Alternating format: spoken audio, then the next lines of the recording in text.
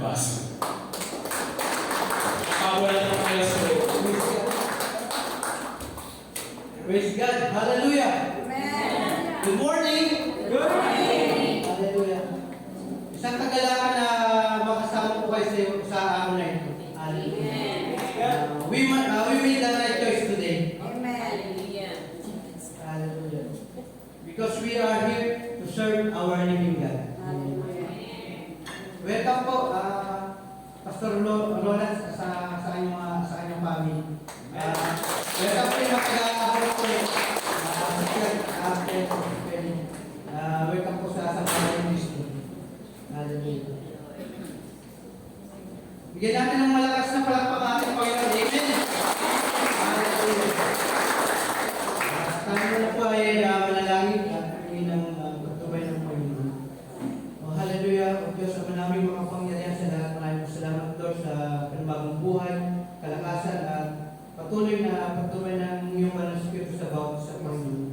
Maraming salamat, Lord, sa nakarang sa linggo namin natin po ang bawat isa, Panginoon. Ang aming family, Panginoon. Maraming salamat, Lord. Sa Osto, Panginoon, malapit kami sa iyong harapan. Sa pagdadala ng iyong mensahe sa araw na ito, Panginoon. Give us wisdom and knowledge, Panginoon. Give us anointing power, Panginoon. Sa araw na ito, Panginoon, pag-aaralan namin, Panginoon, ang buhay, Panginoon, ni Joshua, Panginoon. Hallelujah. Siya po ang assistant, Panginoon, ni Moses, Panginoon. Sana po, Panginoon, ang matututunan namin sa araw na ito, Panginoon, ay tumimo sa aming mga puso, Panginoon. Hallelujah. Magkaroon kami ng reality of choice, Panginoon. Hallelujah. Matagumpay namin mga challenges, Panginoon, sa buhay, Panginoon. At patuloy po kami samahan, Panginoon, sa aming buhay, Panginoon. At sa aming buhay, ikaw po ang palaging maparangalan. Maraming salamat po ang salamat lang sa tayong Panginoon Jesus. Amen. Hallelujah.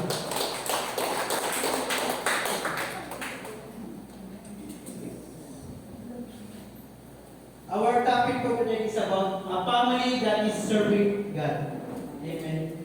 Hallelujah. Gaya nung nasabi ko po kanina, napakasaya sa puso na sama-sama tayo naglilingkod sa Panginoon. Diba? Napakasaya na kasama natin yung ating pamilya. Kaya ang topic natin, a family that is serving God. Ang tip po natin ay choose now whom you will serve, my will or God's will. Amen. Ang text po natin ay matatagpuan sa Joshua chapter 24 verse 15.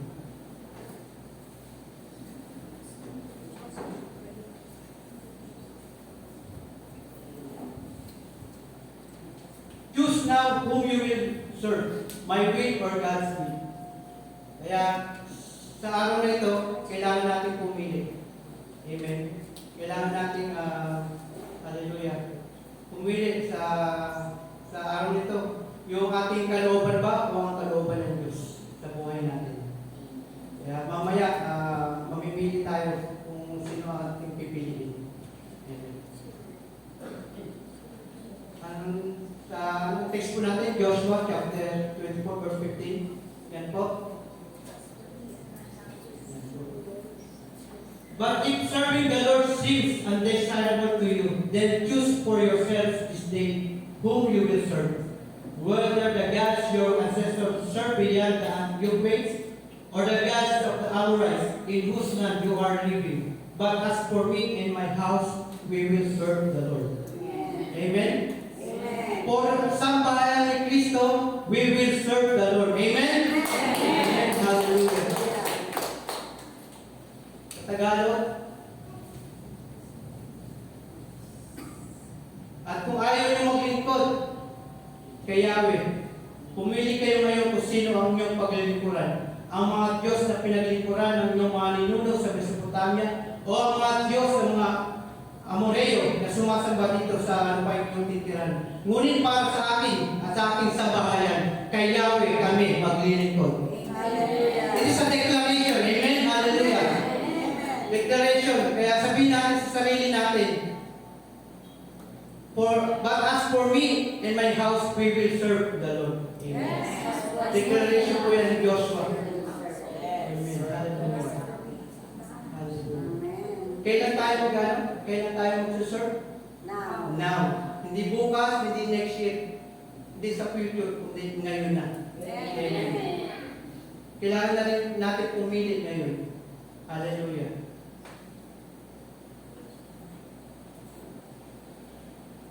Okay lang po ba kayo? Amen. Kasi masyado tayo seryoso. Hallelujah. Si Pastor Roland, kababata po namin yun. So God be the glory. Hallelujah. Salamat sa Diyos at sa Diyos sa papulit at tayo ginagamit sa kanyang hubasan. Amen. Hallelujah.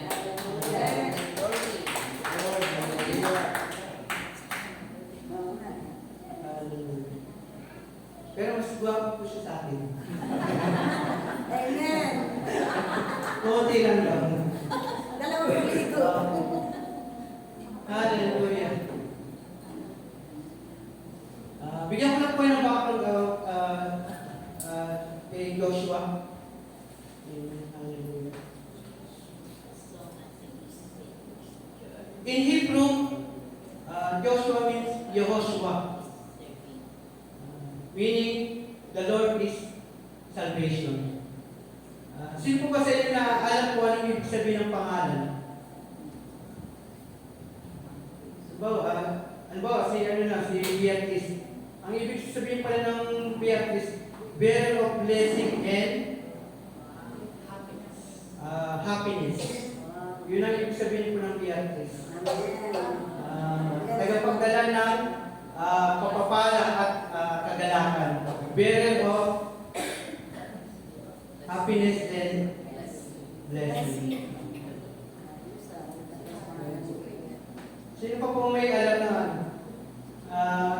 kung ano yung sabihin ng pangalan nila? Ikaw po na yun po. Arvin, ang nakalagay, friend of the people. Friend of the people. Hallelujah. Ayun po pala, yung pala po meaning, kala ko kahit in handsome. Joke lang po. Yun na. Tugtungan natin. So, si Joshua po ay galing po sa tribe of Ephraim. Assistant po siya ni Moises. Siya rin po ay military leader. At naging successor po siya ni Moises. Namatay po si Moises. Siya rin po ang naging leader nung namatay po si Moises to conquer the promised land, which is Canaan. Hallelujah. Kaya sa buhay natin bilang Kristiyano, sikapin natin na magkaroon may maiwan tayong legacy sa ating buhay. Meron lang tayong 4 na points sa araw na ito. Yung the reality of choice, the challenges of commitment, godly leadership by example, and covenant. Pang-apat, I think,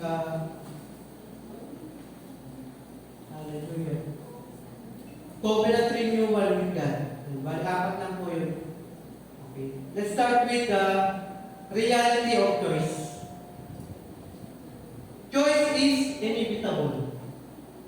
Meaning, inevitable, anything that cannot be prevented, anything cannot be, yung hindi mo maiwasan, cannot be avoided. Yung po yung sabihin ng inevitable. Choice is inevitable. Letter A, life is full of choices. Life is a series of choices. What to eat, what course, sa mga estudyante, kung ano ang kukunin nyo pagdating nyo ng college, career, kung ano yung profession nyo, where to live, who to marry. But the most important choice is spiritual, to serve God. Amen. Kagaya ng nasabi ko kanina, I have made the right choice pagdating sa pag-aasawa. Vice versa rin po. I have made the right choice na pang-asawa ko ang aking asawa. Salamat. Ganun din po siya. Siguro nagpapasalamat niya siya kayo na ako ng pang-asawa niya. Kaya, glory to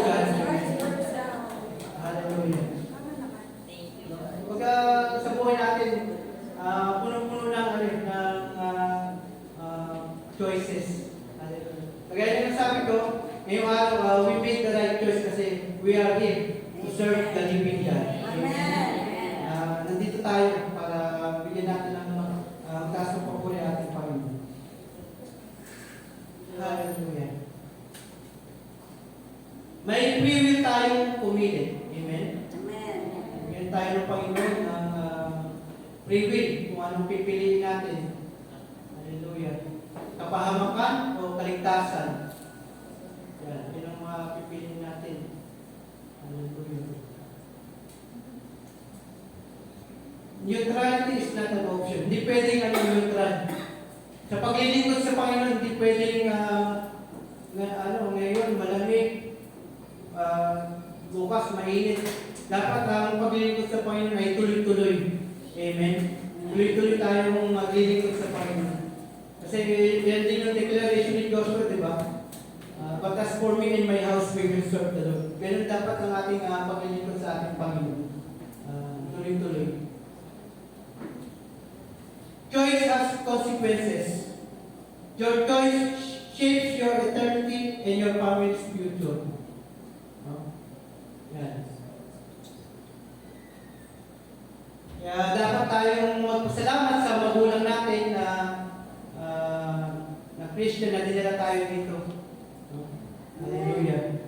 Pasalamatan natin ating mga magulang, ating mga pastor, ating mga Sunday school teacher.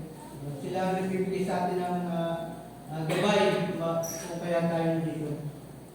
Sabi nga sa Proverbs, train up a child in the way he should go, and when he is old, he will not depart from it. Kaya magpasalamat tayo sa ating mga magulang na sila ang naging spiritual leaders natin. Hallelujah. Spiritual choices define destiny. Yung tao dyan, nag-isip kung saan siya pupunta eh. Sa letter A ba o letter B? No? Okay. May dalawang landas ng buhay. Landas ng buhay, kalooban ng Diyos. Landas ng kamatayan, pagsuway sa Diyos. Yun nga yung kanina, yung team natin. Ano ba palagi dapat natin sundin yung ating kalooban o mga kalooban ng Diyos? Yung ating will ba? My will or God's will? Choice must be personal. Serving God is not inherited. It requires personal choice. Dito na mamana. Kumaga personal choice natin. Kung saan natin gusto pumunta. Ano bang gusto natin i-invest yung mga temporary o yung mga eternal things? Hallelujah.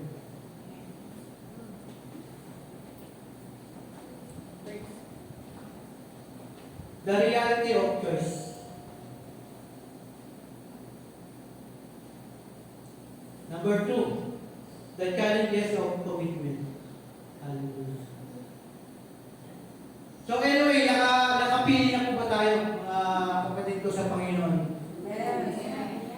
Yung iba, parang mahina pa, parang hindi pa nakapili po. Hallelujah. Kasi sa number 1, kailangan natin pumili. Sabi nga, the reality of choice. Kailangan natin pumili. Amen? Hallelujah. Number 2, sa ating paglilingkod sa Panginoon, may mga challenges. May mga pagsubok na kailangan natin harapin. No? Yeah. The challenges of commitment. Yan. Yung modern idols. Ano po ba yung mga modern idols? Idols is anything that takes the place of God in our hearts and minds or lives. Anything we love more than God. Yan ang idols. Meron tayong mga modern idols. Una, materialism. Obsession of money, possession and luxury. Too much love of money. Yan yung challenges na kakaharapin natin. Materialism. Next, yan, yung career. Making the Word the center of life. Dati, gusto natin, pinapanalangin natin na magtatrabaho tayo, di ba? Ngayon naman na napagtrabaho tayo, hindi ka na napag-church. Kaya yung mga challenges sa paglilingkod sa Panginoon. Mas pinaprioritize nila yung trabaho kaysa gawain ng Panginoon. Parati natin, palagi unahin ng Panginoon.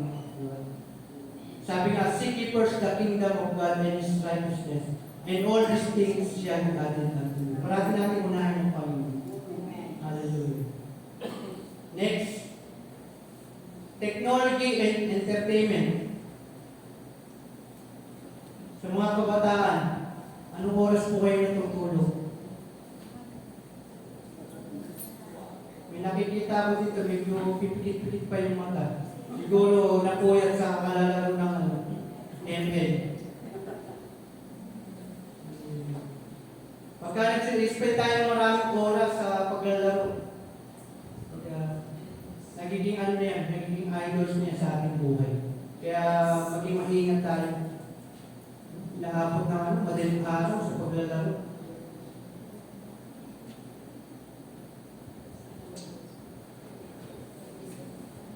Kamusta naman ang inyong prayer life?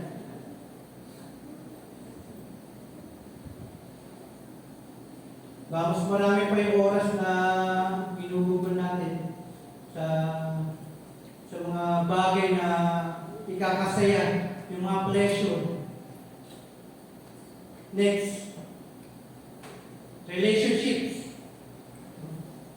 Yan sa ating mga kabataan, yung mga girlfriend, mga boyfriend, dapat sila, sa mag-asawa, dapat yung asawa ko, number 2 lang yun sa buhay ko. Kasi ang number 1 ko si Lord. Amen. Bigyan natin ng malakas sa palakpakan. Next, self. Yan. Yung ating pride. Pagka naka-experience tayo ng mga success sa buhay, let's always give thanks to God. Let's give credit to God. Not glory to me, but glory to God. Amen. Hallelujah. Next. Yan, yung nasabi ko kanina, pleasure. Mga bagay na parati nating iniisip, ginagawa na ikasasaya parati naman natin ang ating sarili. Hindi naman masama yung pero yung sobra. Hindi maganda. Yan yung mga challenges of commitment. Materialism, career, technology and entertainment, relationships, self, and pleasure. Kaya sikapin natin yung mga idols niyan, mawala sa buhay natin. Ipanalangin natin na ang Panginoon ang palagi natin i-prioritize sa ating buhay. Hindi yung mga bagay na yan. Kasi yung mga bagay na yan, temporary lang yun. Isipin natin yung mga bagay na pang-eternal. Hallelujah. Number 3, godly leadership by example. Meron pala yung, pakibalik na, how to overcome. Yan. Paano natin ma-overcome? Yan. Having family devotion. Yan. Naalala ko yung preaching ni Pastor Emma. Napaka-importante sa pamilya na mayroong family devotion. Amen. Hallelujah. Yes lang po mga kapatid ko sa pananampalataya. Mga kapatid ko sa Panginoon. Magkaroon tayo ng family devotion. Sikapin natin na magkaroon tayo ng family devotion. Yan yung pagbabasa ng salita ng Diyos na magiging natin gabay natin, panalangin sa araw-araw. Kasi sa buhay na to, maraming mga, hallelujah, mga tukso. Kaya napaka-importante na mayroon tayong family devotion. Next. Yan. True service demands surrender and priority. Yan, yung mga kagaya ng kanila, yung mga modern idols, dapat isurrender natin sa Panginoon. Dapat isurrender natin lahat yun. At sa buhay natin, palagi natin yung prioritize ng Panginoon. Next. Yan. You cannot serve two masters. Yan, makita yan sa Mateo chapter 6, verse 24. Hindi natin kaya umikot sa dalawang master. Sabi sa Mateo chapter 6, verse 24, walang aliping mapaglingkod sa dalawang Panginoon, sapagkat kapupuotan niya ang isa at ibigin ang ikalawa. Paglilingkuran ng tapat ang isa at hahamakin ang ikalawa. Hindi niyo maaaring paglingkuran ng pareho ang Diyos at ang kayamanan. Yung kayamanan, yun yung example ng idols. Hindi natin pwedeng paglingkuran ang idols sapagkat dapat tayo pumili. Ano ang ating pipiliin? Next. Commitment is offering your whole life to God. Ayan. Commitment is offering your whole life to God. Matatagpuan niyo sa Roman chapter 12 verse 1. Kaya ang sabi doon, kaya mga kapatid, alang-alang sa habag ng Panginoon, hallelujah, ialin niyo ang inyong sarili bilang isang handog na buhay, banal at kalugod-lugod sa Diyos. Ito ang kalooban ng Diyos. Hallelujah. Hallelujah. Yan ay matatagpuan sa Roman chapter 12 verse 1.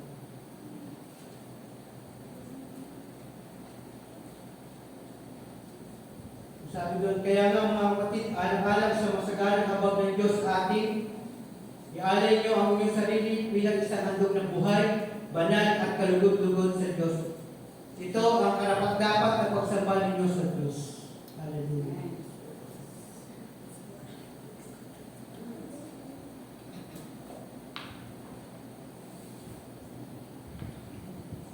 Next. Commitment is a life fully committed to Christ. Matatagpuan sa Galatians chapter 2 verse 20. Sabi po dito, kaya hindi na ako ang nabubuhay, kundi si Kristo na ang nabubuhay sa akin. At ang buhay ko ngayon ay katawan, ay kinabubuhay ko sa pamagitan ng pananampalataya sa anak ng Diyos na nagmahal sa akin at nagandog ng kanyang sarili para sa akin.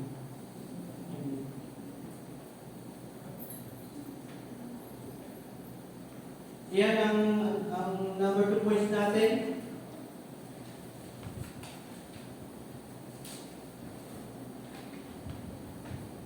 The challenges of commitment. Next, godly leadership by example.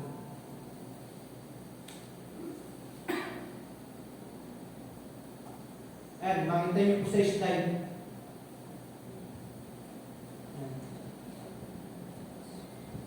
Joshua's declaration. And dapat godly, actually nagyan ko ng godly yan. Una, leadership by example.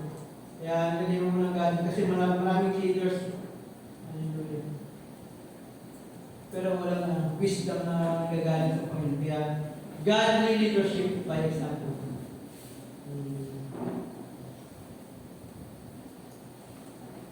The next Joshua declaration, number 2, spiritual leadership begins at home.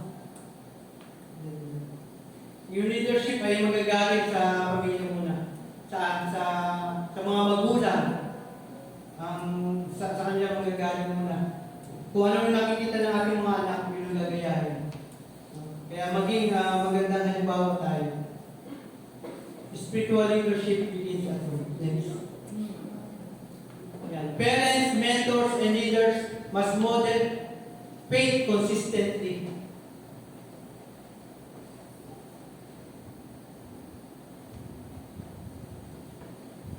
Next, the characteristic of godly leaders.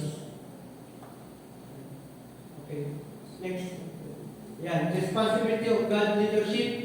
Leadership begins at home.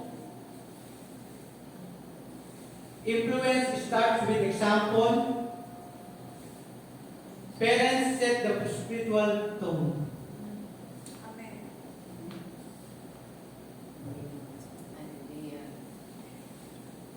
Next, yung mga characteristic of godly leaders. Yan. Gaya ni Joshua, courageous and strong. True courage comes from trusting God, not from personal strength. Amen. Courageous and strong. True courage comes from trusting God, not from personal strength. Kailangan natin magtiwala sa Panginoon. Sabi nga, trust in the Lord. Amen. Hallelujah. Trust in the Lord with all your heart and lean not on your understanding. In all your ways, acknowledge Him and He will direct your path. Kaya sa lahat, ibigay natin sa Panginoon. Tayo para tayo magtiwala sa Panginoon. Hindi natin kaya ang sarili natin. Para natin i-acknowledge ang Panginoon sa buhay natin. Sa mga problema, sa mga pagsubok na darating sa pamilya natin, kailangan natin kasama ang Panginoon. Amen. Hallelujah. Courageous and strong. Next. Faithful and obedient. Success in God's plan depends on obedience. Napaka-importante na pagsunod sa Panginoon. Sa ating paglilingkod sa Panginoon, napaka-importante na sumunod tayo sa Kanya. Iyan yung naging susi kaya nagtagumpay si Joshua. Yung pagiging obedient niya. Amen. Pag sumunod tayo, may pagpapala. Amen. Pagka sumuhay tayo, may pagpapala. Kaya pumili po kayo sa dalawa. Bigyan natin ng malakas ang pagpapala ng Panginoon. Amen. Hallelujah.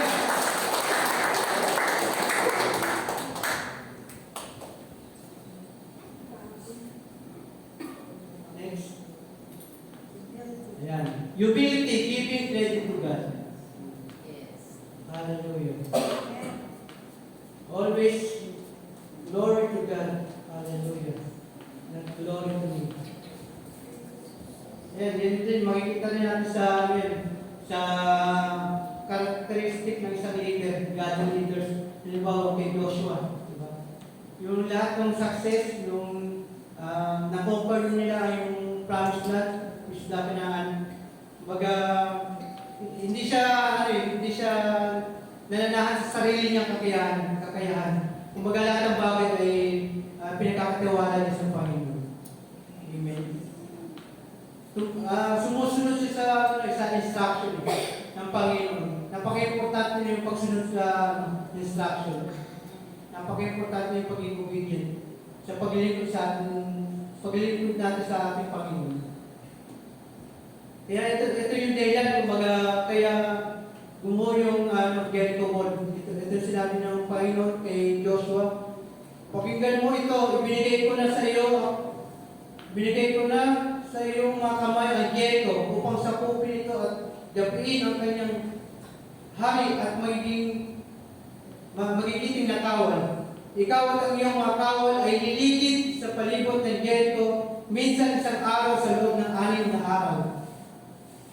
Paunahin mo sa kabanatipan ang 7 paring may dalang mga trumpeta na yari sa sungay. Sa ika-7 araw, 7 beses kayong liligid sa lungsod at ihipan ng mga pari ang dala ng mga trumpeta.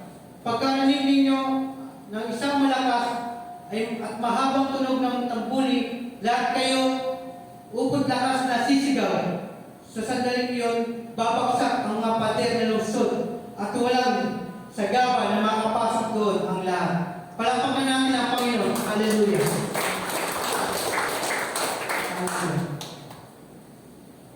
Yun ay declaration ni Moses kaya mo ang Jericho. Kaya nasakop nila ang promised land, which is the Canaan. Next, Yan, inspirational leader. Inspire niya ang mga Israelita na sumunod at maglingkod sa Panginoon. Yan po ang mga characteristic of godly leaders. Courageous and strong, faithful and obedient, humility, and inspirational leader. Hallelujah. Next slide, please. Yan po. And the last, covenant renewal with God. Yan po yung repentance, recommitment, and restoration. Kaya, mamaya magkaroon tayo ng covenant renewal with God. Hallelujah. Lalo next year, ang magiging tema ng Sabayan ng Kristo is evangelism. No? The whole year, next year, about evangelism. Kaya magkaroon tayo ng covenant renewal sa ating commitment sa Panginoon. Magkaroon tayo ng commitment renewal sa ating paglilingkod sa Panginoon. Hallelujah. Magkaroon tayo ng declaration. Ang bawat isa. Magkaroon ng declaration. Covenant renewal with God. Amen. Hallelujah. The need of covenant renewal, God's promises and faithfulness. Ang Diyos ay palaging totoo sa kanyang mga pangako. Hallelujah. Next. The step to covenant renewal. Yan, reject idol. Alisin natin yan. Yung mga modern idols na nasabi ko kanina. Hindi natin kailangan niya sa paglilingkod sa Panginoon. Hallelujah. Amen. Next. Yan. Result God's present peace and purpose in life. Hallelujah. Pagka meron tayong covenant sa Panginoon, meron tayong magandang relasyon sa Panginoon. Meron tayong covenant. Hallelujah. Kaya pagka meron tayong magandang relasyon sa Panginoon, hindi tayo iiwan kailanman. Amen. Hallelujah. Next. Karoon lang po tayo ng recap sa ating message sa araw na ito. The reality of choice, the challenges of commitment. Hallelujah. Pangatlo, godly leaders by example. And last, yung covenant renewal with God. Napaka-importante po yan sa paglilingkod natin sa Panginoon. Hallelujah.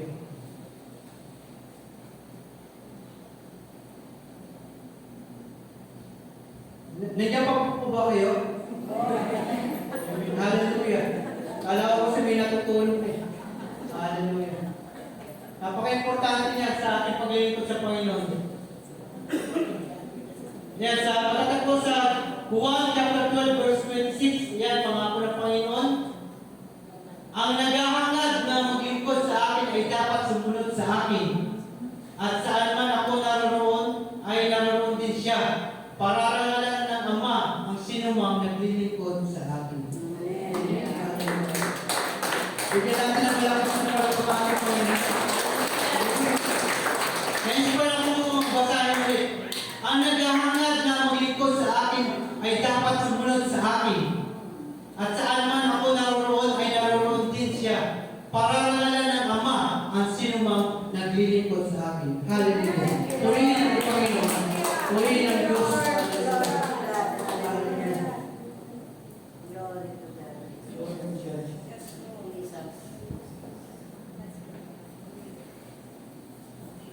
Ayun na po ang conclusion natin. Hallelujah. Yan po. The church is ours just like in the time of Joshua.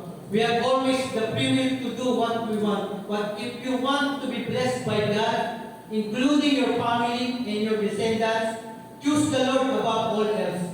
Serve Him with your family, and He will surely lead you and protect you from any challenges of this life. But as for me and my house, we will serve the Lord. Amen? Hallelujah. Pag sabi nga po natin, but as for me and my house, we will serve the Lord. With the declaration. Amen. As for me and my house, we will serve the Lord. Hallelujah. In the name of Jesus. Declaration po yan. Hallelujah.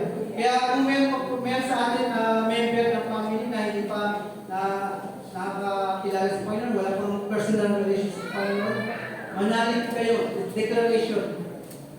Sabi yan sa Bible, magtiwala kayo sa Diyos. Ikaw at ang iyong sa bayan ay maliligtas. Amen? Let's have a declaration. Hallelujah. Hallelujah. Niya ko po ang mga worship team. Pupunta po dito at mawit po na tayo sa Panginoon. Hallelujah. Magkaroon po tayo ng prayer sa ating hallelujah, covenant renewal with God. Lalo na patapos na po ang taon for next year. Hallelujah. Magkaroon tayo ng personal covenant renewal sa Panginoon. Magkaroon tayo ng prayer. Hallelujah. Naiiyak po ang worship team. Awit tayo sa Panginoon.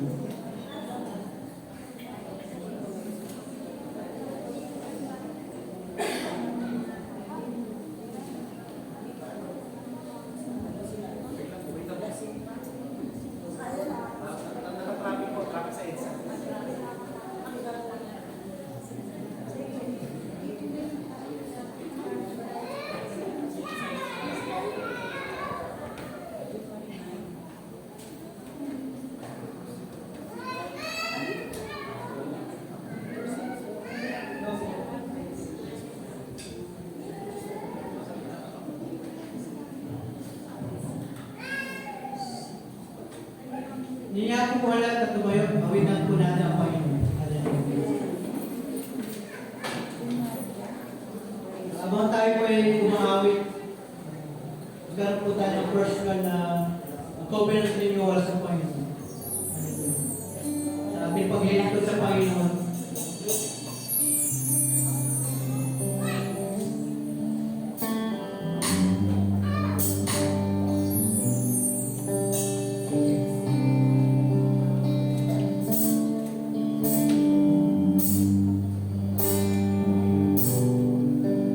awitin natin ng wala kang katulad. Amen. Yes.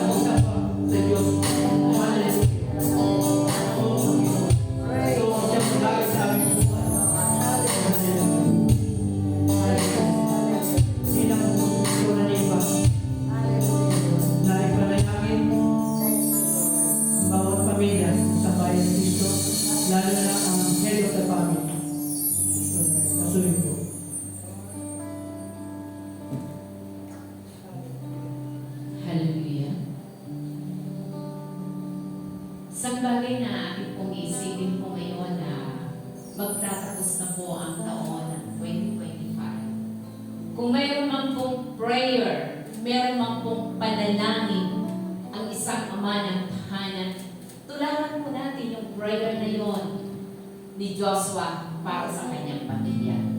So hayaan po natin na samantalahin po natin ang panalangin ngayon, nais kong tawagin ang lahat ng ama ng tahanan.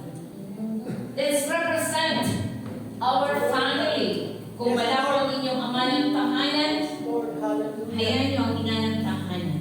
Kung kayong mag-asawa ay narito, hayaan nyo na bigkisin nyo ngayon ang ating pong pamilya na isang commitment. Lord, me,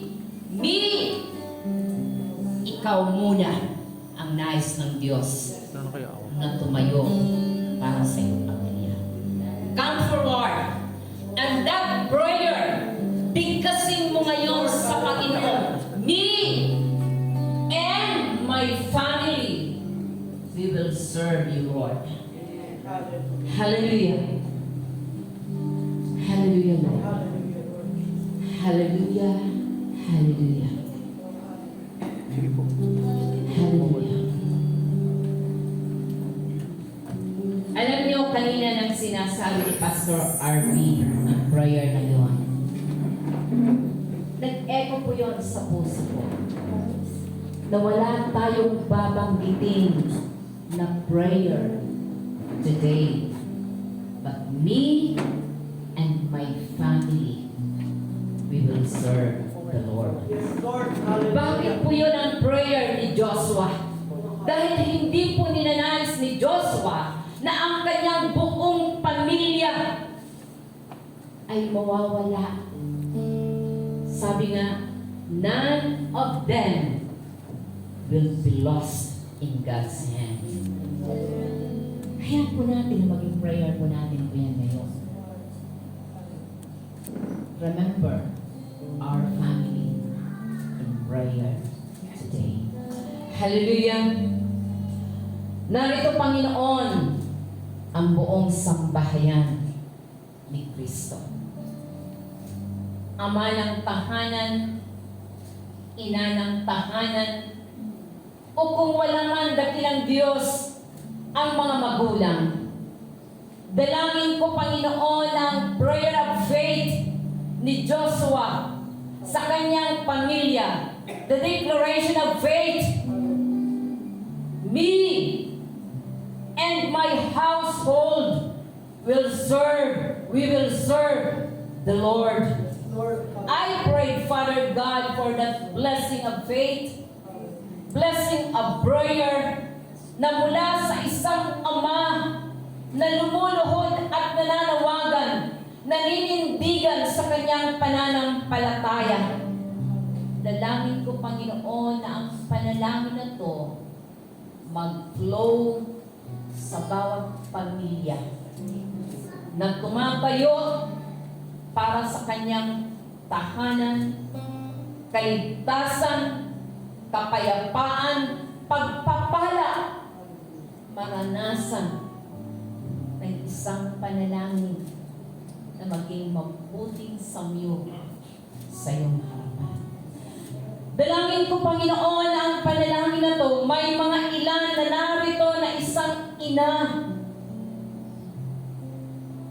na iniluluhod niya, Panginoon, ang kanyang pamilya. Dalangin ko ang declaration of faith na yon ng isang ina, isang ama. Kahabagan mo, Panginoon, na ang mag-e-end ang 2025 declaration of blessing sa bawat pamilya. Blessing ng pagliligtas sa Panginoon.